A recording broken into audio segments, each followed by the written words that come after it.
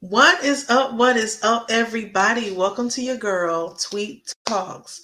Yes, your girl is here back with another one more time. All right, so today on Tweet Talks, we have Mr. Darian Moore, and he is of the Decree of Dominion podcast. Mr. Moore, are you with us? Yes, I'm right here. All right, How I'm so y'all glad to doing? have you. That's right. I'm so glad to have you on our show today. So, one of the things that we were previously talking about is I was giving you my background on where I actually had the ability to run into people that were domestic violence survivors. And you gave me a little bit of knowledge that you were actually a survivor. So, tell me, who was your abuser? I was my biological father when I was 14 years of age. Okay, I'm sorry, what age was that? I was 14 years of age. Okay. So when did you realize that you were being abused and not just disciplined? Because oftentimes in the black community, we're raised where we're gonna put our hands on our kids if they're not doing what they need to do. So when did you That's, realize you were being abused? so my abuse started back when I was a young child. So I was around. So actually, I have like a double story. So not only what I abused, but also my mother. She's a survivor as well, and so I'll go back to the first instance of both. Growing up, I always got, back in the black community, you always get whooped with the belt when you do wrong things.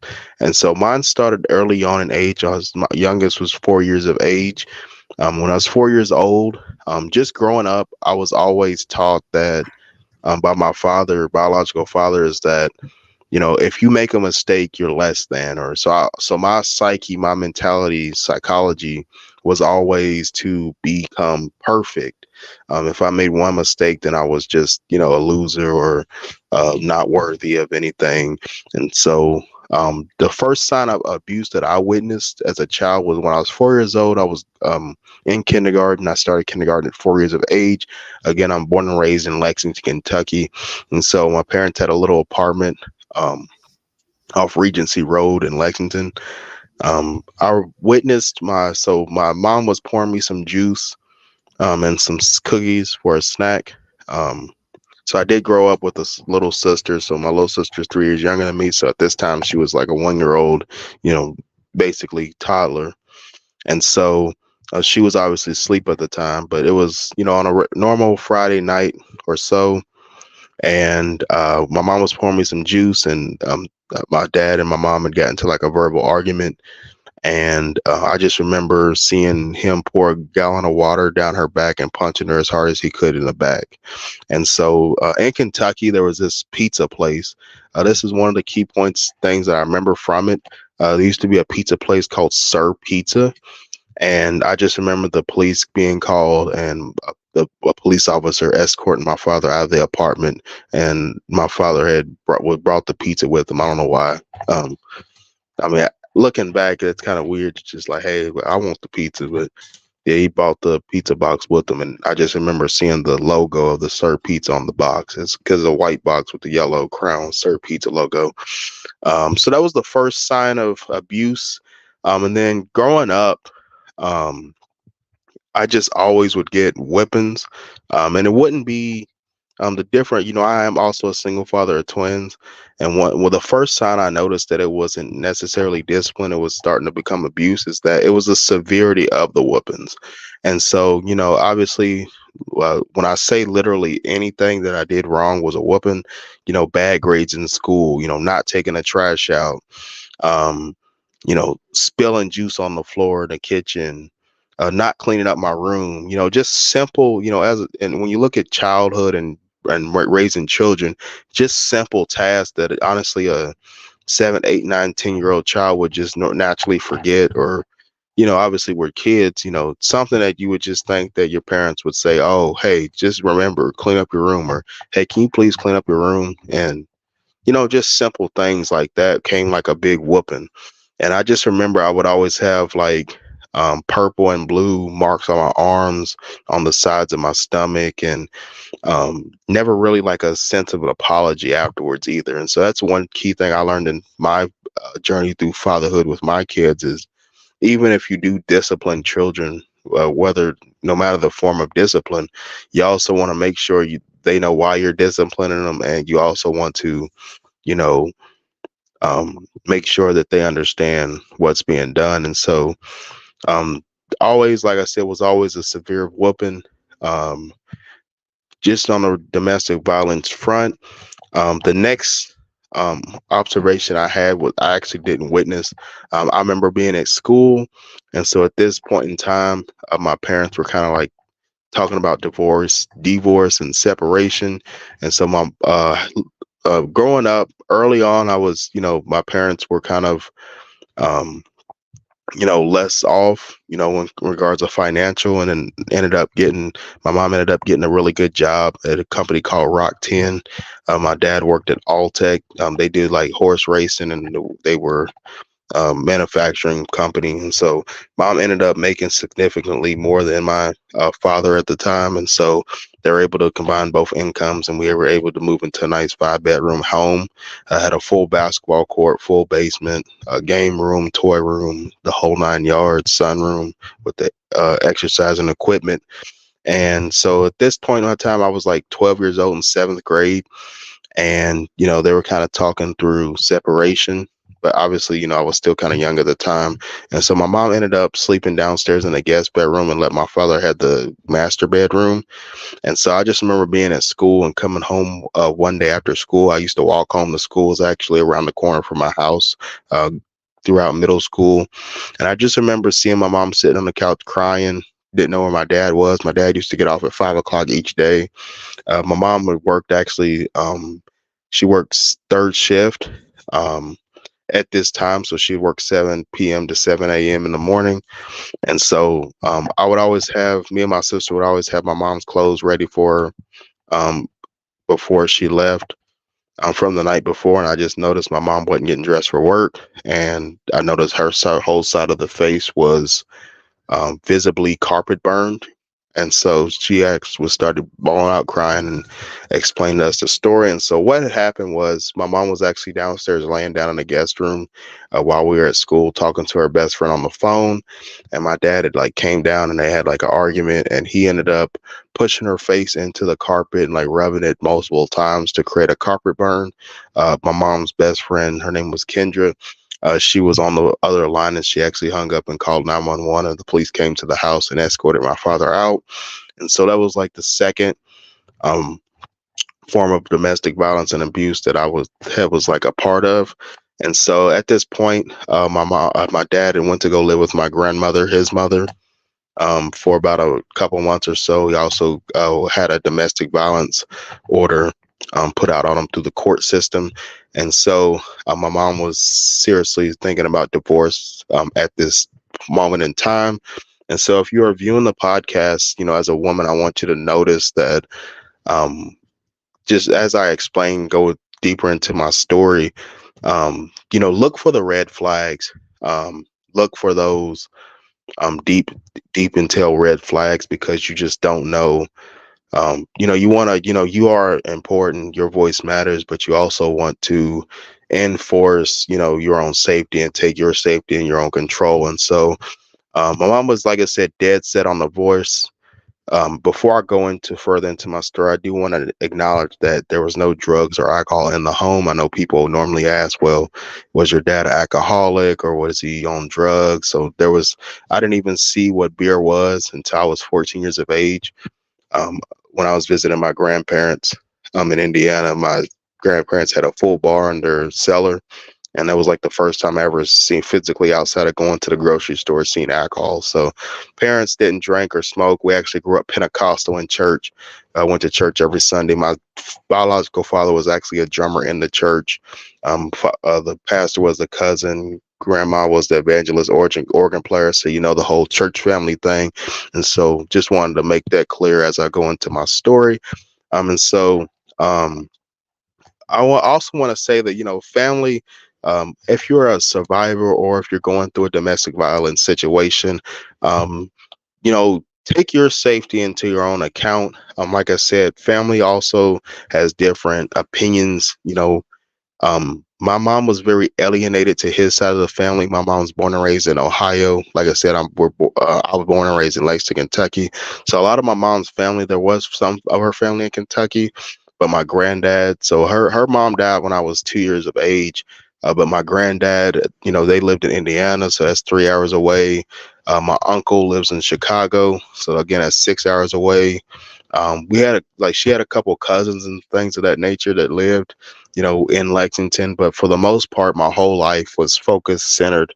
The church, everything was my dad's side of the family. And so I also want to say that, if you're in a domestic violence situation or any relationship in general, obviously, you can't control different factors in regards of the location and where you decide to move, but make sure that you're in touch with if you are a big family person, make sure you're have a balanced relationship with your family within your marriage and within your relationship. And so, like I said, everything was, dad's side of the family. And so, when I was 14 years of age, just to fast forward, but before that, I do want to say that my mom ended up letting them back into the house as they worked through the divorce. And so, um, as a man, like I said, pride becomes before the fall. So I also want to say, as I was growing up, my mom was 300, 400 plus pounds. As she got that new job, when I was about 10, 11, 12 years old and moved into that bigger house, she did lose over 100 plus pounds on Weight Watchers and began to work out daily and become fit. And so, like I said, when I say that pride comes before the fall, that, you know, that sense of control my father had, with one being the main breadwinner and two having, my mom was emotionally stressed, depressed, obviously overweight, obese, and so she didn't have you know the confidence in herself, back then. So as she gained not only confidence, lost weight, healthy, but also gained that breadwinning mentality. And my mom's always been an independent woman. She's been working since she was 14 years old, moved out of the house when she was 17. She had me when she was 21 and got married to my father. So she's always been the or she's always been, independent. With being a mother, she always organized, our events. She always had, even when we didn't have the most money, she always had dressed us, matching everything. Still to this day, um, I always match my clothes even as an adult, just because that's what I was engraved in by my mother. And so you always want to, with the pride of a man, that kind of, took hold as she was, seeking divorce. And so I just remember, when I was 13, going into 14 years of age, the realization sets in for a man when you start to lose control of a situation. And so, um, again, as you follow me through the story I've said thus far, that you had the time when I was 4 years old, you had the time when I was 12. And so my dad was content on her always, letting him back into the relationship, or, forgiving him, if you will. And so at this point in time, after that last situation, I was 12, she let him back in the house to, work through the divorce proceedings. And so at this time, it was set in stone that, and my mom was one person. My mom always meant her word. So when she was done with something, she was done with something, even if it was, you know, when I was growing up and getting good grades in school, if my mom said, hey, if you bring home another C or D, you're grounded, that's what she meant. So when my mom set her mind to something, that's what it meant. And so he became to realize that, hey, she's getting a divorce. Like, she's gone. Like, that's it. Like, there's no more forgiveness. There's no more second, third, fourth chances. You don't put your hands on her too many times. She's fed up. She's had enough. She's leaving. Here's this, you know, we're getting ready to get everything signed off of. And so he started to see that realization. Like I said, my sister's 3 years younger than me, so she was 11 years old at the time. I was 14. And so my mom started to talk to us about divorce and, possibly, the week, in the court system. Me personally, like I said, I've joint custody of my twin boys. They're 6 years of age, so I get them 7 days a week. She gets them 7 days, and we split holidays. And so we didn't go through the court system. We mutually agreed to co-parent before they were born. But for most court systems, you normally get a weekend and a weekday as a father with joint custody. And so my mom began to talk to us about the possibility of, him obviously moving out and getting his own place, and us going with him on the weekends and possibly getting picked up from school during the week, all the, splitting of the family, things of that nature, things you go through. And so as that realization started to happen, this was around the fall of 2010. We kind of went through that, and we kind of started to see his mentality deteriorate. So what no more of like, the fun, at times the fun loving father that we came to know outside of the domestic violence and anger issues. It kind of all went to straight bitterness and anger. And so fast forward to Thanksgiving 2010. At this point, my mom stopped going to church because, like I said, that was his family, his church. And so, like I said before, you want to make sure that when you're in any relationship, especially marriage, that you have a balanced relationship and you don't want to be alienated from your own family. And so she did have a lot of support from friends, and like phone calls and stuff with, my uncle and my grandparents. But, them being 3-6+ hours away, it kind of hinders being able to physically have that escape route and that vice. And so when I was 14, like I said, Thanksgiving 2010, me and my sister, who was 11 at the time, and my father, every year, in any Thanksgiving family household, that one family member hosts Thanksgiving dinner. So this was my Aunt Loretta's time to host. We went to her house for the Thanksgiving dinner. Bunch of cousins played, ate good, everything. My sister, my cousin and my sister were the same age. My uncle talked with my dad and agreed to let my sister stay the night with them, for Thanksgiving weekend, since, like I said, we're out of school on Thanksgiving break. And so that'll come into importance as I talk through the rest of the story of what happened with the domestic violence. But so we went back home, this was Thanksgiving night, like I said, 2010. And so fast forward to the next morning, it's around 9 o'clock in the morning. I do want to say I wore contacts. And so I didn't have, like, obviously you don't sleep in contacts, or you're not supposed to. So, obviously I couldn't see. And so I just want to preface that before I continue the story. When I woke up 9 o'clock in the morning, that Black Friday 2010 morning, to my mom screaming my name. And she screamed, she said, "Darion." And, as a child, your mom's voice. There's the, you did something bad, get in here right now, scream. It wasn't that scream. There's the, hey, can you come hand me the remote or give me a snack, please? There's that, like, calling of the name. It wasn't that. It was like a horror movie type shriek. And, I jumped up out of the bed, didn't even brush my teeth, put my contacts in, nothing. Jumped out of the bed, opened my bedroom door, and ran out to the living room. And so when I had ran out to the living room, I had noticed my father, biological father, putting his hands on my mother. I had pushed him off, and she had advised me to call 911. Back then, we didn't have smartphone. Well, we had smartphones, but we didn't have smartphones at the time, personally.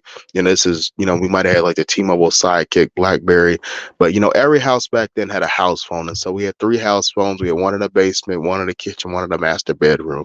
And so how the house was laid out, as soon as you open the front door, is the living room and the kitchen right straight ahead.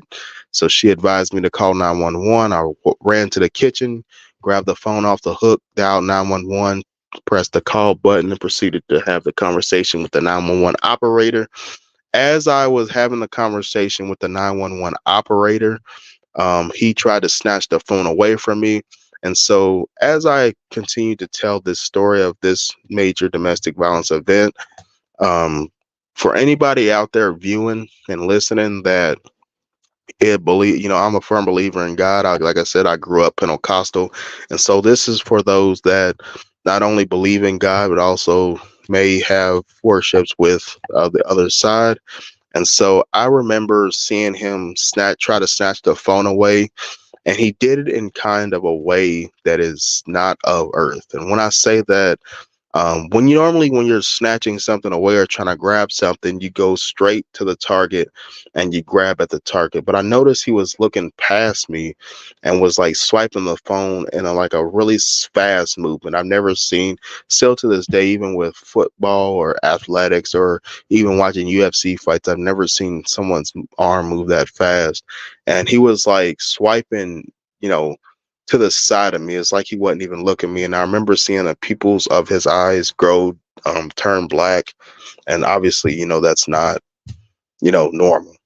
You know, everybody's eyes are like hazel, brown, green. And so to see pitch black is kind of, and you got to think at the time also, like I mentioned, I didn't have my contacts in. And so to see color change that vividly without even having 20/20 vision at the time, you definitely know what you're seeing. And so I remember he tried to swipe 3 times, to my right. I'm left-handed, so I had it on my left, but he was swiping to the right. And so I was conversing with the 911 operator. And um if anybody's seen those Halloween horror movies with the Michael Myers, the big chef's knife, so I saw him run to the knife set in the kitchen located on the right side by the stove. I still remember the exact knife set. It's a Jinsu knife set, stainless steel blades.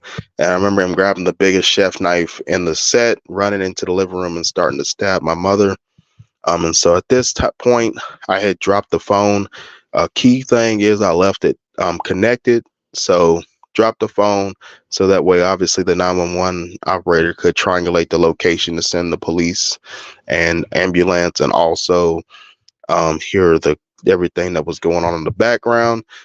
So as he was stabbing her again, she was on the couch in the living room. He kind of like threw her on the floor and started stabbing her with the chef's knife. As he was doing that, I was, trying to fight the knife away. Was able to fight one knife away, um, and then stagger him a little bit as I was fighting the knife away. And she advised me, as a mother instinct, to run in the master bedroom and grab the phone because, like I said, I had dropped it in the kitchen and didn't want to, like I said, didn't know where it was. So obviously the phone was on the hook in the master bedroom. So I ran in the phone, got the second phone from the master bedroom, closed the door, and then, proceeded to continue the 911 operator conversation. I remember hearing her scream my name again. So I just, even though she wanted to protect me and have me stay in the room and continue the call with the 911 while he was kind of like staggered, I overheard him going in the kitchen to grab another longer knife, the serrated blade that's used to cut bread. So the longer jagged edge knife from the knife set. And so I had, like I said, I was, in flight or fear, but, wanted to be brave. So I opened the door back and ran in there to fight over the second knife. And so at this point in the situation, I remember him being over top of her like a full mount and having the chef's knife. He ended up getting the chef knife back and was about to stab her directly in the middle of the throat. Um, we were, like I said, on the floor by the couch and by the glass living room table. And so on this table, I remember her having 3 vases. There was a small one, a really big, thick one, and there was also a glass cheetah print high heel like boot stiletto thing. And I remember as I was watching him like about to like try to stab her in the neck like directly. Obviously that's an insta kill. If anybody's played Call of Duty or any kind of game, it's kind of common sense. And so I just remember using all the strength I had to grab the neck of the big vase, and I used all the strength I had and cracked him directly over the back of the head with it, and it staggered him. Obviously, he dropped the knife. My mom rolled out of the way of the knife, and then at this point, the police were running into the front door. Luckily, we were actually right next to the front door of the house, being in the living room. So, like I said, all the police ran it. Busted the door down and was able to um, detain my father and get me and my mother to the ambulance. And so that is like my main, that was like my main domestic violence survivor. That's where it really came into fruition. Like, all right, this is obviously a major event. And so obviously I get rode down to the hospital. I ended up having 15 stitches in my right hand, as well as some stitching um, on the face, my eyebrow area. My mom ended up having 130 plus stitches in her left arm, including 6 plus months of rehab. She is was able to regain all mobility of that arm. And she has since, like I said, been happily married to my stepfather for the past 6 years. And I also have a niece, nephew, and stepsister from that remarriage. And so, um, couple things is just from that situation. I remember, just to go back from the situation. Again, this was, you know, thanks, for Black Friday morning. Again, there was snow on the ground. I had no shoes on. Well, I actually ended up slipping my shoes on before we left, so I had no socks on, a wife beater tank top, the shorts I had fell asleep in, covered in blood. You know, no contacts in, so I couldn't see anything. And I'm riding in the hospital in 10-degree weather, and so remember getting to the hospital and the like, if you watch CSI and stuff, all the forensic people coming in taking pictures of my injuries, and I just remember the nurse saying, "Who did this to you?" And I let her know that it was my biological father, and I just remember seeing her face, kind of in shock and just a somber, like, sadness. And so that's just my story of, like, my main domestic violence situation. Wow, I don't even know where to start, but I do feel like we've spoken briefly before this, and I have a feeling that what you experienced has developed you into being a very positive individual. Um, so my next question to you is: you said early on that you had bruises during like your school age days. Did anybody in the school notice? Because I know that working in the school, you are a mandated reporter. Did anybody in the school ever notice you at a young age with bruises? No, the only reason is because we actually, in middle school, we had uniforms, and so we always had longer collared shirts and the long khakis. And so I don't know if it was by design, but he knew, like, where to hit me to where they wouldn't see him. So it would always be like the inside of my biceps where the collar shirt would cover, and it was always like on my side and like back, to where like nobody would be able to see. And so So he was strategic about how he did things. right, so it wasn't like a, like, he never hit me. It was never like on the forearm or like wrist or hand cuts or face. It was never like in the face. It was always like the belt to the back and the sides and the like top of the arms. So he never like hit me in like the face area or like and it was always like maybe like thighs, like inner thighs, like areas. Even if I wore shorts, you couldn't really see, because you had like gym class where you were allowed to change into shorts. Hmm. So, not to give too much emphasis on him, but you often mention biological father. So I'd imagine you did have a good relationship with your stepdad. I guess still do. That's great. That's awesome. And to some of our viewers that are listening, that goes to show you that regardless of what you go through in life, that doesn't have to be the end. You still have the opportunity to move on from that. Now, with your dad, why do you still have a relationship with him? He had did 10 years for violation of domestic violence order and assault two for me and my mom. He actually took a plea deal for fifth. It was 15 to 20, but he got out on 10 years for good behavior. So he did get out of jail in 2020. I had one phone conversation with him, or two phone conversations with him. None of which he actually showed remorse or even apologized for what transpired. So I do not speak to him. Okay. So, and that brings me to my next question because obviously, for an abuser, in some types of abuse, an apology does mean change, and in other, in other situations, Not an apology can just be just words. So, when you think about your dad and whatever you knew about him and his childhood, do you think something happened? What do you think made him this way? I actually have some insight to that, and so I'll kind of go back to like when this happened to me.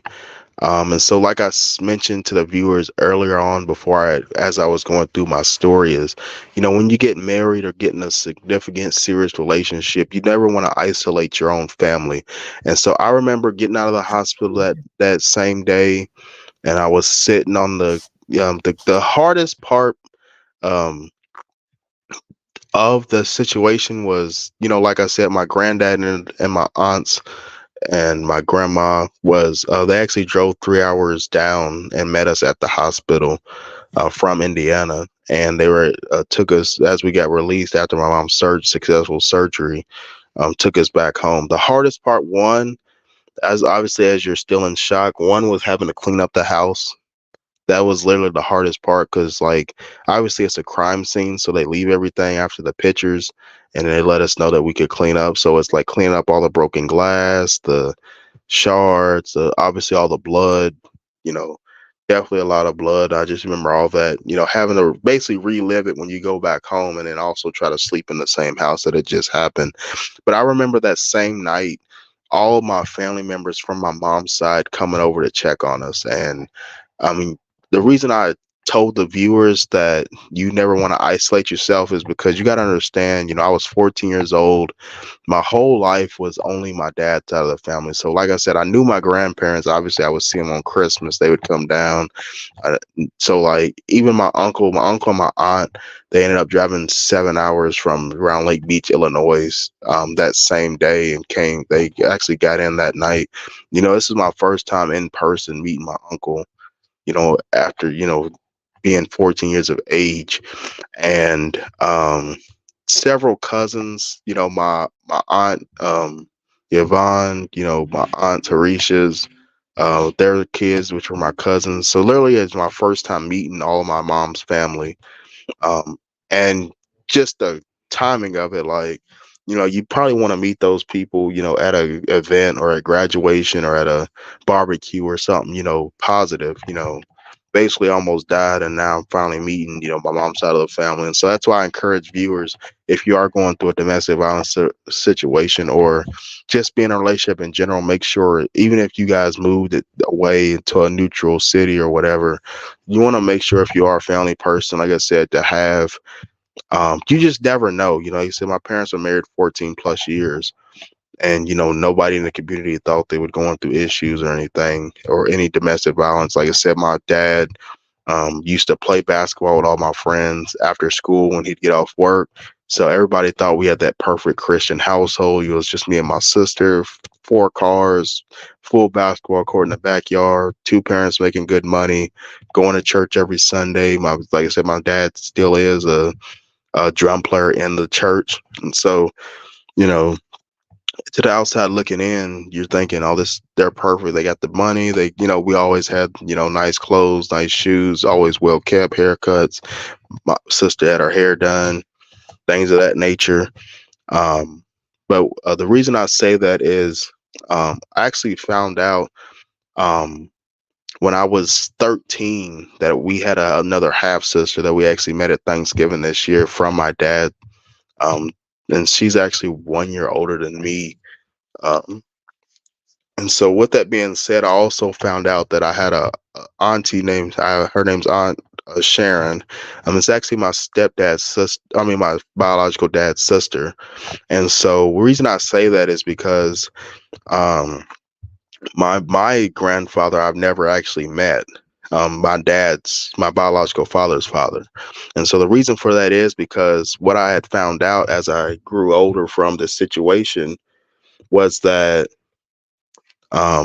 when my grandmother got pregnant with my father, um, my dad's father had an affair with another woman that led to the birth of my aunt Sharon. And so when my grandmother was with my grandfather, he had, obviously they divorced, and he didn't let she didn't let him see my father growing up, and so my father basically grew up without his dad fully in his life. And so I think that resentment, and then for the viewers out there, my dad had a very successful basketball career. He won awards in high school, but my grandma wouldn't allow him to play in college or professionally, um, for undisclosed reasons that I was never able to attain. But I just think the not having the father, you have to think, like, I want the viewers to think, um, imagine never getting to meet your father and never knowing why. Even, there's various athletes like LeBron James, there's different actors, music producers. I just want the viewers to think about that for a second. Think about never getting to actually have a relationship with your father, not knowing why, and then you will find out later on down the road that it was just because he had an affair. And like I said, even if you are a Christian, obviously you're not supposed to have affairs, and I'm not justifying the affair, but also, even well, regardless of what happens, you do have a responsibility, you know, to allow the father of a child to have a relationship with that child, regardless of how, whether it was out of wedlock, whether it was the relationship didn't work, whether somebody had cheated, fornication, whatever it would be, whatever you got going on with that person doesn't have to be what they have going on with the child. And so I just think that, to answer your question, I just think that not having his father, and then having the emotional strain of not being able to pursue his basketball career, his dreams, kind of took a toll on that. And then he also, there's a lot I do want to speak on real quick in the Black community. Um, Even with like sexual assault, mental health, illness issues, I feel like a lot in the church, the Black community, especially in the church, is brushed under the rug. My dad did have a lot of mental issues that were undiagnosed, like just being bipolar. He probably had some personality disorder things that was undiagnosed. There was a story that I found out when I was in my late teenage years that my mom had told me and my grandma had told me, which is his mother, about him. With like, when he was a kid, he would run around telling people he's evil. And it's just simple stuff like that. It's just like, hey, one thing I want to tell the viewers, like, if you notice stuff like that with your children or family, like, get them, assistance, get them counseling, get them a therapist, get them help, you know, yet, like I said, I am a Christian, like I said, God is number one, but, God, the child can't talk to God for himself because they're not aware of what if they have an issue. And so it's your responsibility as the parent to you talk to God, but also, hey, if your kid needs help, it's your responsibility to get them help. Not talking about the issue at all and just ignoring it and just saying, oh, well, go to church. That's not helping anything. If a little boy is running around telling his whole family he's evil, regardless if you're in church or not, like, that's a problem and it needs to be addressed, not just, oh, we're just deal with it, you know? And so that's really what I would say. Just, I feel like he had a lot of issues and still has the issues to this day, obviously, that were just never diagnosed, and the family was just told to like walk on eggshells and deal with it. Absolutely. You brought up some really important points. When I asked, did he have any issues? A lot of times we don't realize, of course, as children that grow up into adults, that there are things that we deal with in childhood that grow us up to be the adults that we are. Like we spoke previously, we are products of our environment. So things that happen to us, we have to be aware of them and realize that they ultimately will, they have a large part in who we become as adults. So now, being a child and witnessing a lot of these things, and like I said before, I'm so sorry you had experienced that, but did you ever become angry with your mother and trying to understand why she stayed? That's actually a great question. Not not and there was some different things that me and my mom went through, but not at it was more of a so like a little backstory to that is I do want to say like even though you know your mom, I didn't actually know my mom until after this event. So actually I would say no, not anger or anything, more of like a more refound love and purpose for my mom because I actually got to know my mom. And so when I the reason I say that is because when she had got that new job, she had moved over to third shift. And so I literally wouldn't see my mom nothing but like I said, I wouldn't get out of school till 4 o'clock. She had to be at work at 7. So I literally would have dinner. She would have dinner on the table when we got home, and then I wouldn't see her to the weekend. And her job, every month they had to work 7 days straight, but then the other month they were off 7 days straight. And so unless it was like going on vacations for like spring break or something, I really never. And then, like I said, my mom didn't really go to church. She's obviously Christian and believed in God, but she didn't go to my father's church with us. Um, like I said, because his whole it was just his family in the church, especially later on into my from like ages 9 and up into that event.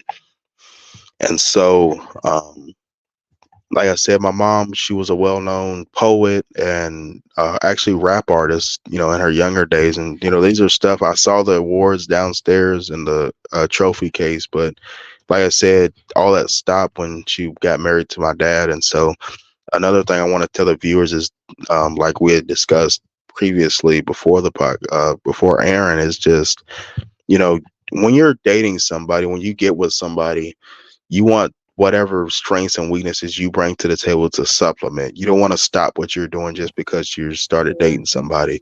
And so if you're viewing the podcast here, if you like I said, if you have your own business or you have certain things going on, that needs to be discussed whenever you're even thinking about dating that other significant other. That needs to be one of the conversations when you're talking about being in a serious relationship and dating, like, hey, I'm a hairstylist, or hey, I'm an entrepreneur, on a business. This is, my business. This is my schedule. This is what I do. Yeah. And in a relationship, you're going to compromise certain things and certain aspects, but there's just certain things that need to be discussed. So you're not, like I said, alienating yourself. And so I watched my mom growing up kind of sacrifice all her dreams and hopes and put all her stuff on hold just to raise us, me and my sister, and then in turn having to deal with my dad's, lack of attitude, a lot of anger issues growing up from my father. Like I said, I had to be perfect. I remember I had to end up learning how to cut grass by myself when I was like 15, because he tried to teach me. I was 13 and I messed up like one line, and he just got an attitude and was like, never mind, I'll do it. Just go in the house. And so, like, no, with, like you said, with kids, you have to have patience. So, like, never had any patience. I remember I wanted to play football my freshman year of high school. He always loved basketball, and he was very, like, unsupportive when I told him I wanted to go out for the football team. My sister, she's like, was good at basketball. She played basketball growing up. She ended up falling out of love with the basketball just because, and she went to volleyball just because of like the pressure my father put on her with the basketball. Um, Everything was like I said, a very like growing up, it was always like some kind of like bipolarness. Like it was just could be, just simple. Like if he was mad, it was like the whole night's ruined or the whole event's ruined. And I even seen it as a kid at like family events. Um, and he was one of those people like that would it was like a visible like, oh shoot, here you go. And it was not just with my mom, it was like his mom, my grandma, my great grandma at the time. I remember her saying stuff, being scared when he asked like out. It was like known throughout the whole family, even in church. And it's just like I was saying earlier, like, why are you not like, you should be, yeah, he ended up having to get counseling when he had the domestic violence order, but like, I feel like it was one of those too little, too late type scenarios. If he's messed up, he should have been getting counseling and therapy when he was a kid to address the issues. And then maybe, as he grew older, he wouldn't have had, you know, these issues.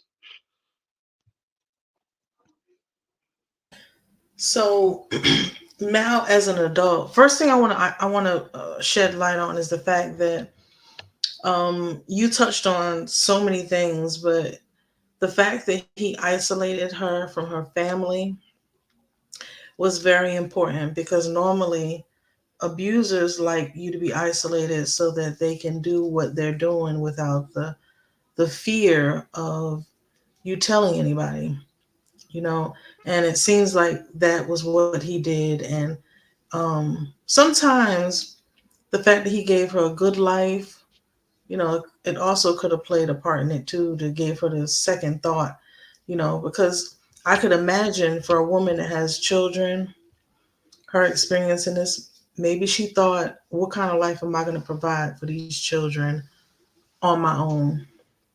You know, that's something that I would think of. So now that you are an adult, how do you think the abuse that you experienced has affected you as an adult in your relationships, whether it be romantic relationships or, you know, friendships?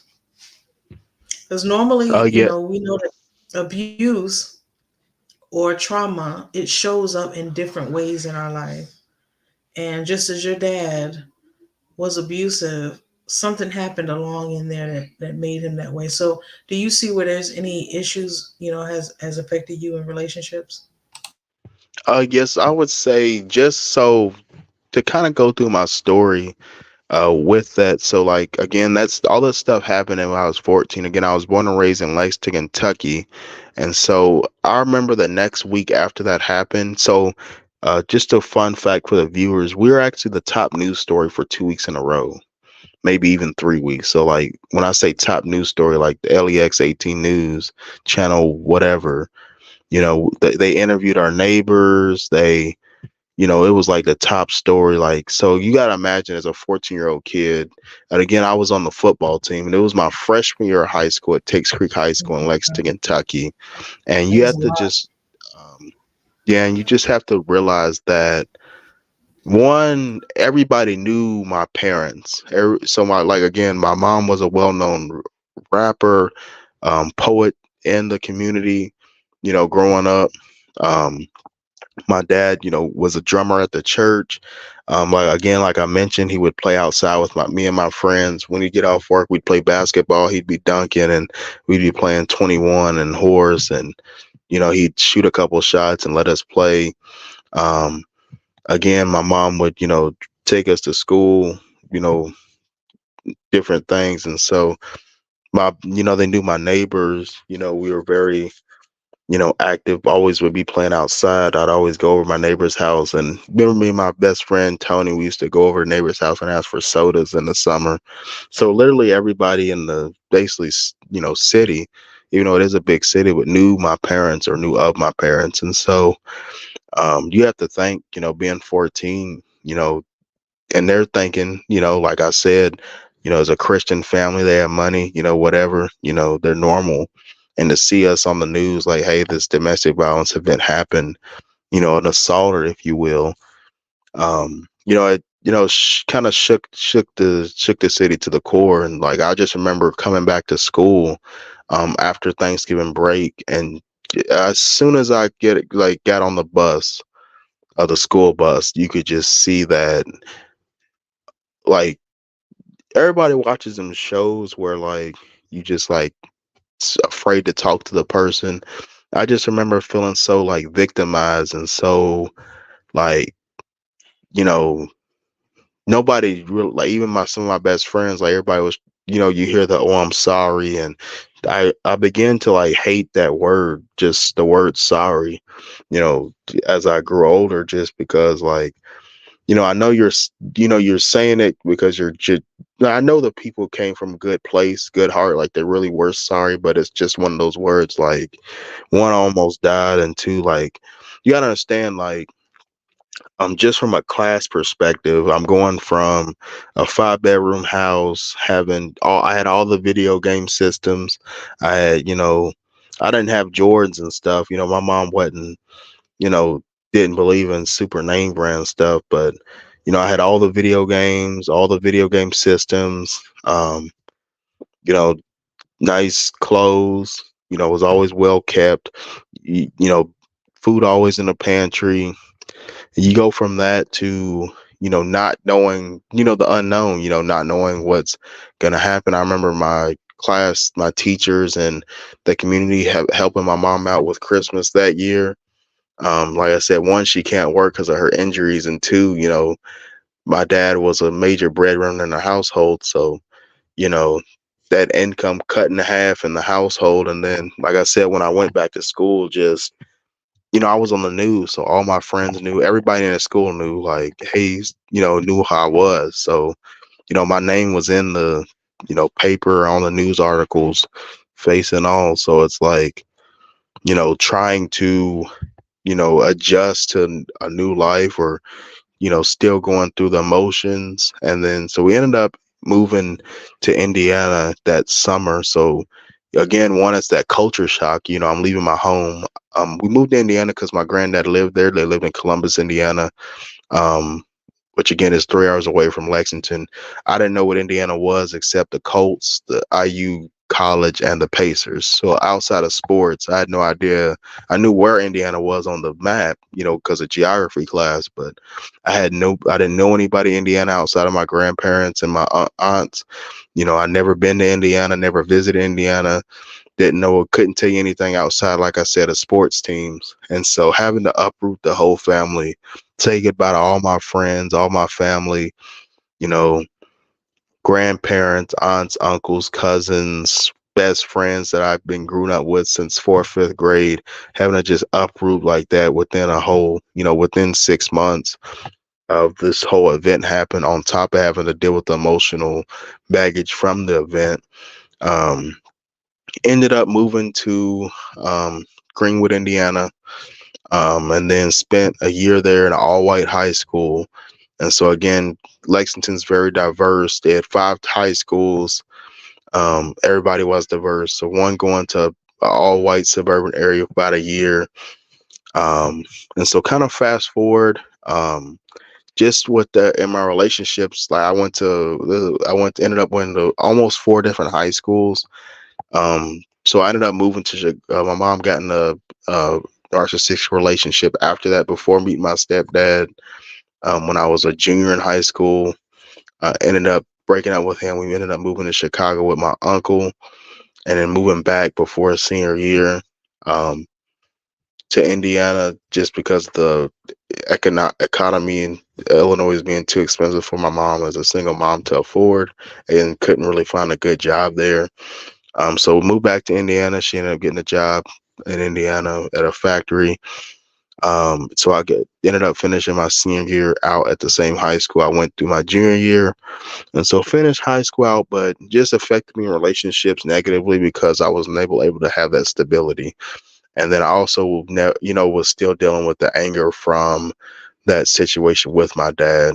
Um, I just remember, with dating, like I said, my psychology was always to be perfect.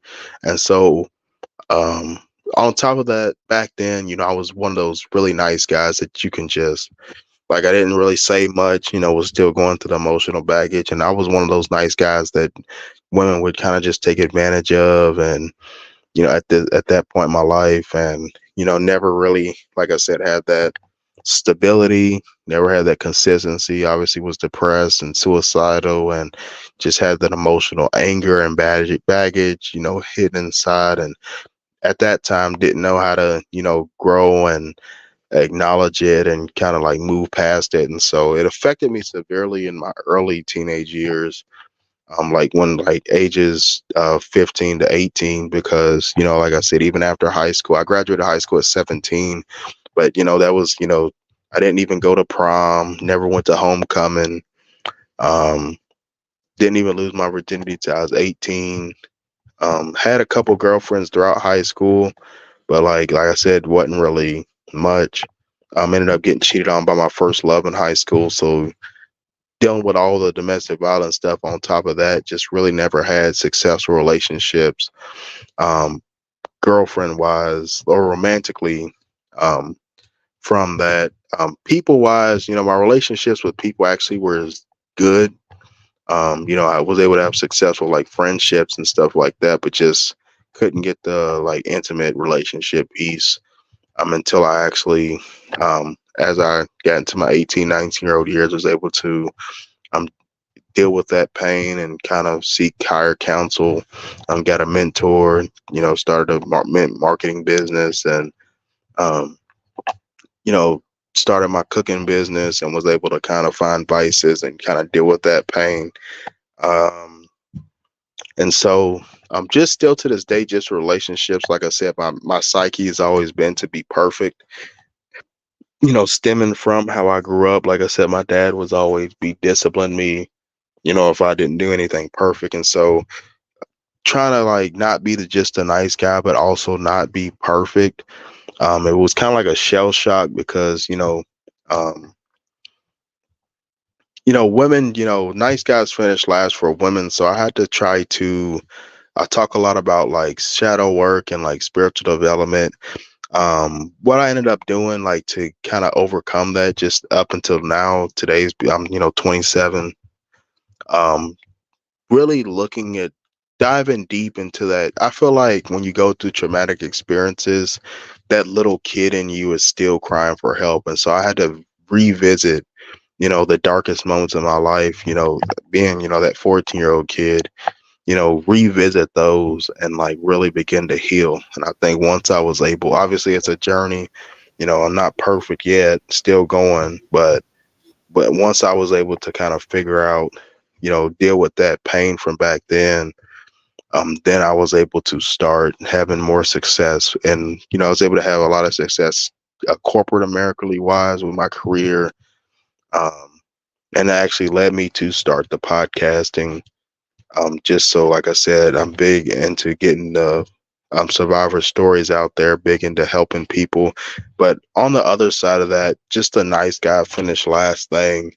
One, to like show myself grace so I didn't have to feel like had to be perfect, but also to allow your own darkness to mold. I always tell people that, you can't have light, you can't have darkness without light. And so the more darkness, that just means there's more light at the end of the tunnel. And so finding that balance of, having growing that confidence and getting rid of that anxiety and depression from my past, and becoming a better man, studying. I'm big on psychological development. I've read over 20 to 30 plus books. When I had my marketing business, Simon Sinek, The Infinite Game, Start with Why. 48 Laws of Power is a great book for anybody viewing. 48 Laws of Power is just a book. Yes, It that talks is to my book. historical. That's a Yes, book. that is my book. The Atomic Habits, How to Win Friends and Influence People. Um, just different. I study like psychology and manipulation. Back in 2020, I studied all the crystal stuff, and like I said, that's like a whole different ball game. Like I said, I don't really get into all that stuff like in a deep level, like different spirituality stuff. But just really like I said, I was always the real nice guy, so like having to understand, one, grow that confidence to understand like no means no, and you have to have, because it's a dog eat dog world. And being a super nice guy, like I mentioned, you know prior to the podcast going live, you know the different dates, and paying for the first date all the time, and just giving women money and just different stuff, like, hey, you can't do that if you really want a woman to respect you and have meaningful intimate relationships. And so I'm still single currently, but like I said, you know, I was able to kind of get out of that rat race of, being taken advantage of for being too nice. So it sounds like to me you are definitely on the road to healing and definitely on the right road to healing because um, a lot of people don't realize how trauma does affect you in other ways in your life. And it sounds like to me you have that down pat, you realize that. So that's important. Lastly, in closing, I'm going to ask you Um, did you, and the reason why I say did you is because it may have been important for you to do this early on, when in the beginning of your healing. But did you forgive your abuser? Did you forgive your biological father? That's actually a great question. So at first, it had like a lot of pent up resentment and like inner rage and wrath. And wrath is one of the seven deadly sins. So that's why you have to get rid of it. Mhm. But the answer is yes. You do want to like now people like that's one of the reasons I actually started the podcast on it, because to get it out there to talk. And you forgive not for the person but for yourself. Um, the reason why you forgive your abuser is because so you can move on. So there's no, because if you're not forgiven, then that means you're still negatively impacted by it, and you're still thinking about it daily. So you can't move on without acknowledging and forgiveness. So I just encourage the viewers, if you have abusers, if you have that situation, just forgive them for yourself. That way you can move on. But at the same time, also, keep that same level of respect. So while I did forgive and do forgive, there's still a certain level of non-toleration. And what I mean by that is, that doesn't mean, we're hanging out buddy buddy and, going to dinner and stuff like that. That just means that, hey, it's all good, you know, for me, but, there's still like that level of, hey, I'll still, go upside your head, but Right. it's just like a funny, but like, but it's seriously like, and like I said, if you're a viewing out there, you just have to. One thing I always say, if you even want to assess situations, is, you Colin Kerr said that in his sports interview years ago. You take somebody's best and you take their worst, cancel it out, and that's everything in between is who they are as a person. And so when you're Mhm. forgiven, like I said, um, just make sure you keep that in mind, that hey, that it's who they are. Even if you forgive them, even if they don't say sorry, if they do say sorry, you can love people from a distance and you can forgive from a distance. So just because you forgive doesn't mean they have to be in your inner circle, in your inner space. Just, you do that, you do the forgiveness to allow yourself to be free, because once you forgive, that kind of breaks the chain of having to be revisited by past trauma. And so that allows you to move forward. Wow, that is definitely very true. You can forgive at a distance, and that is definitely very true. So, Darian, I want to thank you so much for coming on here and telling your story. And I know when you tell your story, it kind of, because I noticed that you were able to give description of color, when you mentioned the different knives, the sizes. And I know that a lot of times, um, a person that has been through some type of trauma, they have these different things hidden deep in their memory. And no matter how often they tell their story, or where they tell their story, there's certain things that will remain the same, and they will constantly remember. It's almost like a photograph that you take, that you leave in your mind. And you were given descriptions, and you were given color, you were given location, you were given the time of day. And those, from what I've learned, are things that tell you that a person has a very vivid memory of the things they experience. And I hope and pray that one day, you will have healed so much that everything begins to fade a little bit. I can tell that from talking to you, even off the air, that you are devoted to that process, and that's an awesome thing. Because there's some people that go through trauma that don't aim towards healing, and then what happens is that pattern continues. They hurt, they hurt somebody else, the person that they hurt continues to move on with the hurt. And so that's awesome that you're making a conscious effort to do that. So I want to thank you for being on Tweet Talks today, and I want to give you the opportunity to speak to the viewers and let them know about your podcast or anything you have going on. I know you have a business as well. This is your opportunity to shout it out and let everybody know. Oh yeah, so if you're viewing out there, the Crib Dominion podcast again is highlighting domestic violence survivors as well as mental health topics. Currently have 3 series running. We have our childhood trauma series. We also have our Decree and Dominion Uncut, which is exclusive uncut interviews interviewing domestic violence survivors, telling their story. Also in March, we're dropping the mental health series called Dark Law Dominion, and so we're gonna help you decree the dominion of your own mind. And then make sure to follow me on Spotify. I'll send a link so that you guys can follow on this podcast, and also follow me on Instagram, Decree and Dominion 24, Decree and Dominion podcast. You can also, like I said, do Spotify, and then you can also find my cooking business. I specialize in Italian food, desserts, international cuisine, D's Charismatic Cuisine at Diamond D Money 1996 on Instagram and TikTok. All right. So again, thank you so much for being here with us on Tweet Talks and being brave enough to tell your story. So to all the viewers, I want to tell everybody thank you for tuning in, and stay tuned to Tweet Talks on YouTube, and check out what we got going on next. All right. You have a good evening and peace out. Tweet, All right, y'all. thank you. You guys have a good one.